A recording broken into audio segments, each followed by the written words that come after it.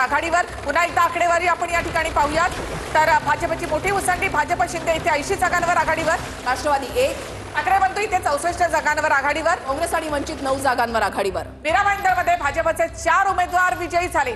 आतापर्यंत ज्या ठिकाणचे निकाल जे आहेत त्या हाती आलेले आहेत त्याच्यानुसार भाजपचे आता उमेदवार विजयी होताना पाहायला मिळत आहे। सुरुवातीला कोल्हापूर मीरा भाईंदर मधून आहे, भाजपचे 4 उमेदवार हे विजयी झाल्याचं कळतंय। मीरा भाईंदरमध्ये भाजपला 61 जागा मिळालेल्या होत्या। जळगावमध्ये गुलाबराव देवकर यांचे पुत्र विजयी झालेले आहेत। गुलाबराव देवकरांचे पुत्र जे आहेत प्रफुल्ल देवकर यांचा विजय झालेला आहे। जळगाव मधली महत्त्वाची लढत ज्याच्याकडे काटेकी टक्कर म्हणून पाहिलं जात होतं। मुंबई प्रभाग 37 मध्ये हा निकाल आपण या ठिकाणी पाहूया। लातूरमध्ये काँग्रेसची मुसंडी, काँग्रेस 14 तर भाजप 6 जागांवर पुढे।